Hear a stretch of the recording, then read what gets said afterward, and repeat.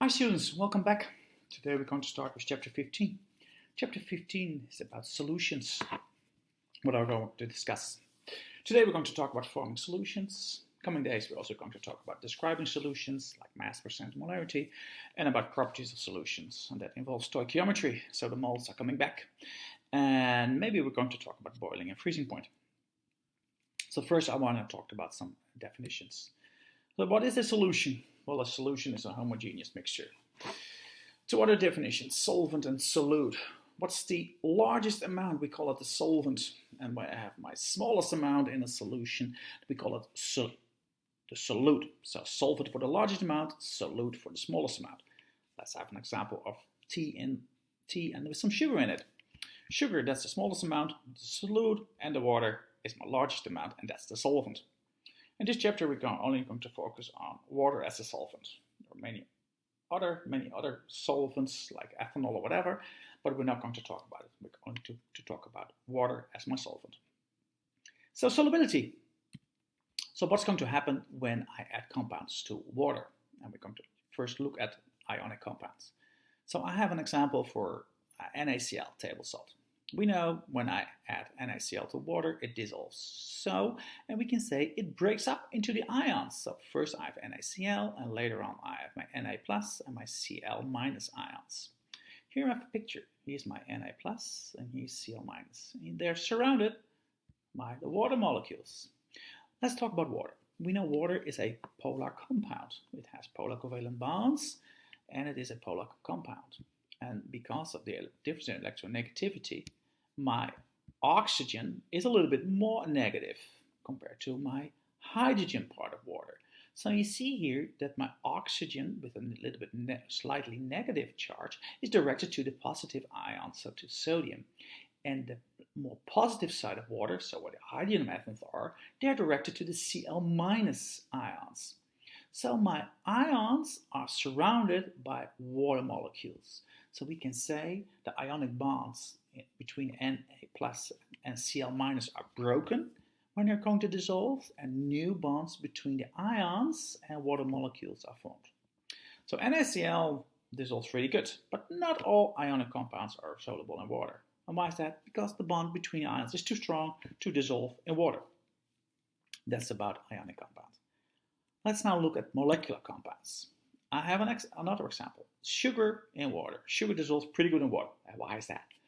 Because look at the structure of water. Where is it? Here it is. Structure of water. And we see many OH groups. And those OH groups can form hydrogen bonds with water molecules. You see here on the picture below. So you see with the dotted lines, they're the hydrogen bonds between water molecules and the OH group of my sugar. And there are many. So we can say water is very good, sugar is very good soluble in water because of the hydrogen bonds.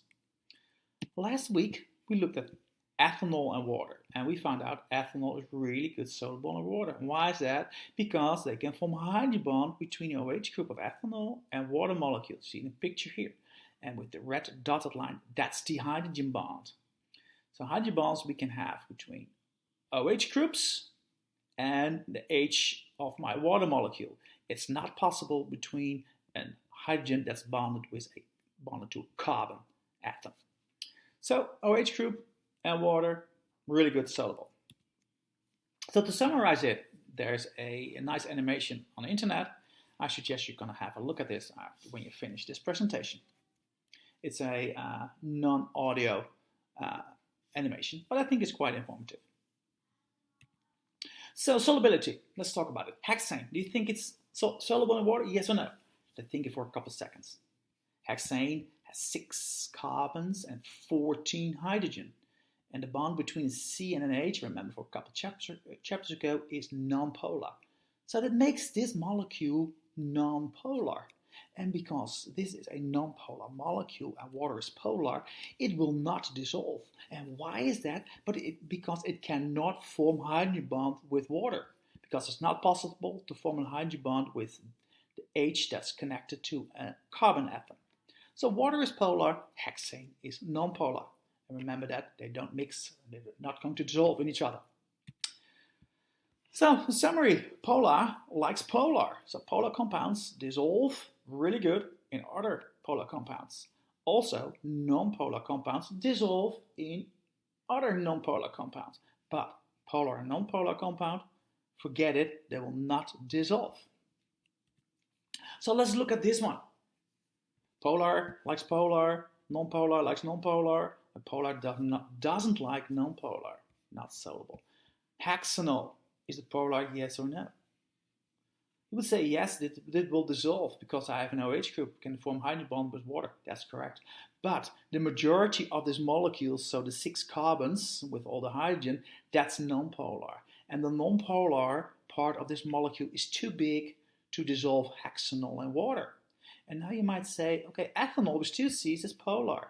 Yes, and it will dissolve in water. With 3 C's, with propanol, it will dissolve in water. Yes, but 4 C's, not so good anymore because the non-polar part of a molecule is too big. So you might ask, where's the border? Well, let's say about 4 C's. So pentanol with 5 C's is not soluble or maybe a little bit in water. But the larger my carbon chain of my molecule, so the more carbon atoms I have, the more non-polar my molecule is.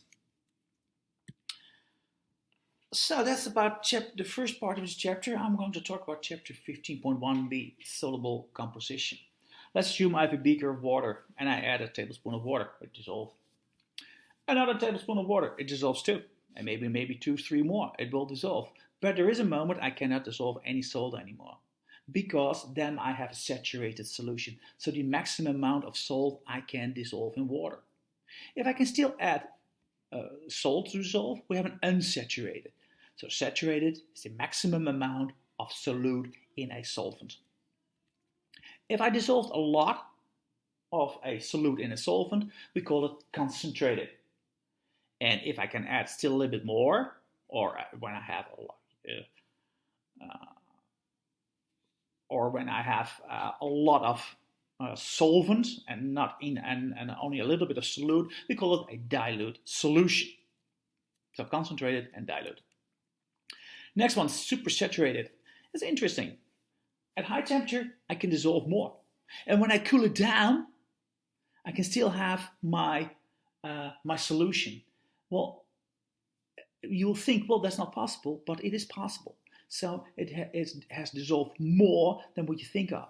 And when you cool it down, we call it as a supersaturated solution. And that's how they make those nice sugar crystals.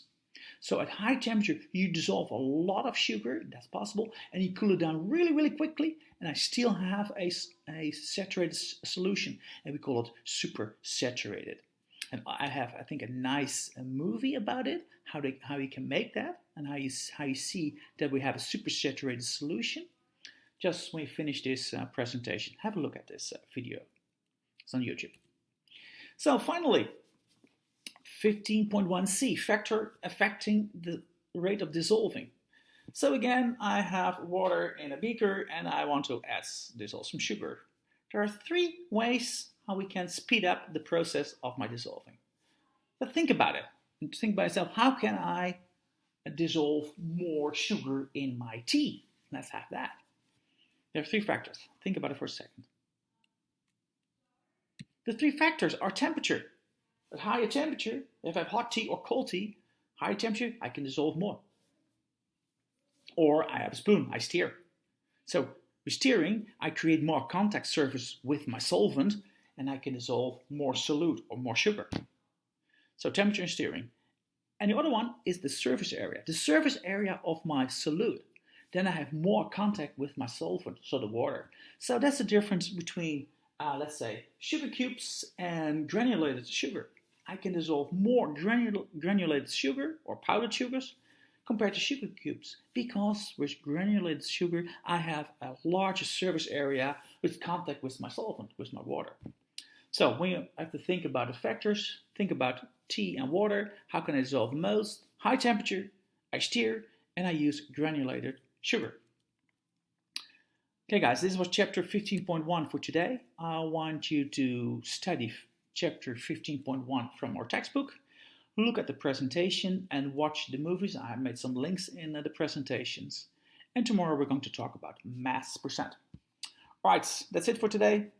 See you again. Bye-bye.